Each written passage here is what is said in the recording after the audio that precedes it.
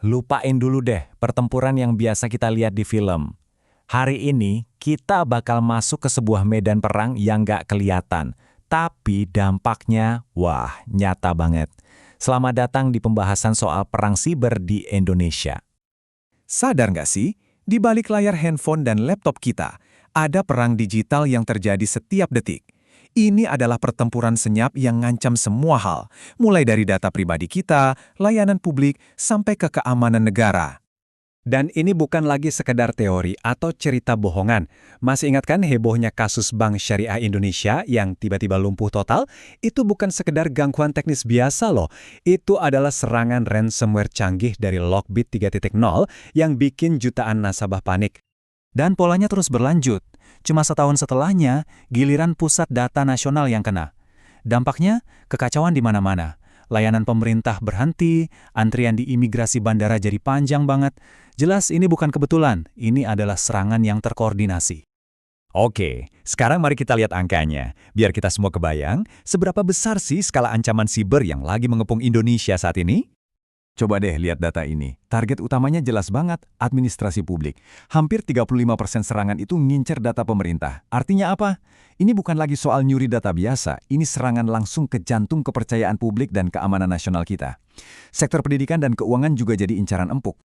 Dan ini nih, biar lebih kebayang, ini bukan gambar rekayasa. Ini screenshot asli dari forum di dark web. Data pribadi kita, lengkap dengan NIK, diobral cuma seharga $100. Tiba-tiba istilah kebocoran data jadi terasa personal banget kan? Terus, data yang udah dicuri itu diapain? Nah, grafik ini nunjukin fakta yang menarik. Mayoritas, sekitar 65%, itu dibagikan gratis. Buat apa? Buat pamer. Buat bangun reputasi di komunitas pertas. Aneh, tapi nyata. Sisanya, hampir sepertiganya, dijual langsung buat cari duit. Inilah ekonomi gelap yang berjalan di belakang kita. Sekarang, kita udah tahu seberapa parah masalahnya. Yuk, kita kenalan langsung sama para pelakunya. Siapa aja sih geng-geng ransomware yang jadi dalang di balik semua ini? Pertama, ada Babuk 2. Namanya mungkin kedengaran asing ya, tapi gimana kalau saya bilang mereka ini beraksi di bawah alias yang kita semua kenal, Bjorka. Yep, pertas yang sama, yang dulu sempat bikin geger karena targeting pemerintah Indonesia. Cara main mereka tuh brutal, tapi efektif. Mereka curi data, terus semua sistem dikunci sampai lumpuh total. Nggak cuma itu, mereka sengaja bikin proses pemulihannya jadi susah banget. Tujuannya, biar korban nggak punya pilihan lain selain bayar tebusan. Dan target mereka itu sektor-sektor paling vital, pemerintah, kesehatan, dan infrastruktur penting lainnya. Selanjutnya ada Fog Ransomware. Ini pemain baru tapi langsung ngebut jadi salah satu ancaman utama.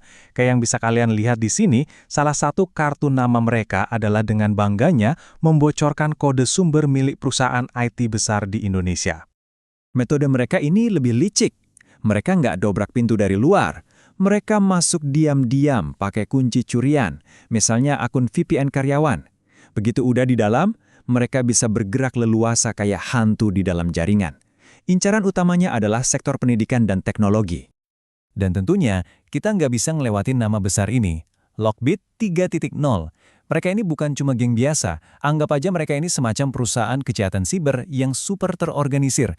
Mereka bahkan punya model bisnis yang namanya ransomware as a service. Salah satu senjata andalan mereka adalah phishing. Dan di sini letak jebakan yang makin canggih. Coba lihat deh, hampir 60% situs phishing sekarang itu pakai HTTPS, lengkap dengan ikon gembok yang selama ini kita anggap sebagai tanda aman.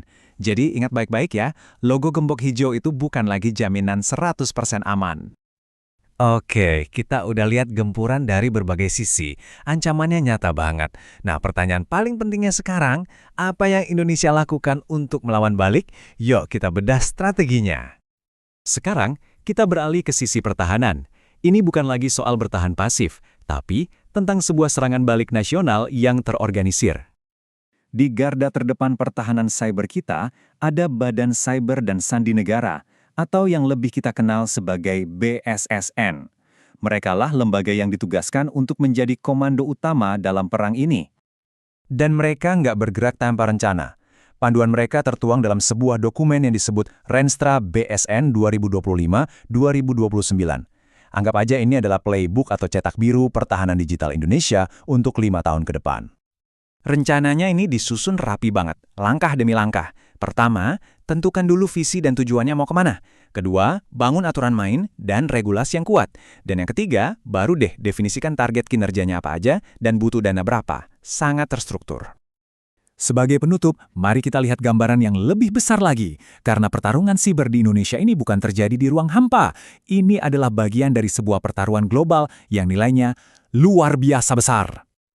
Siap-siap, karena angka ini benar-benar bikin melongo. Kerugian akibat kejahatan siber secara global itu diprediksi bakal mencapai 10,5 triliun dolar Amerika pada tahun 2025.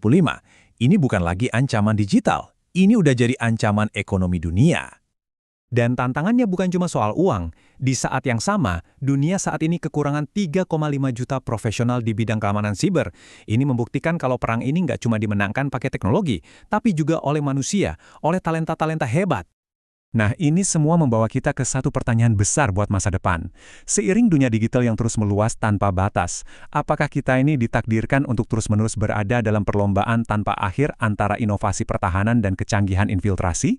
Sebuah pemikiran yang bisa kita bawa pulang dan renungkan bersama.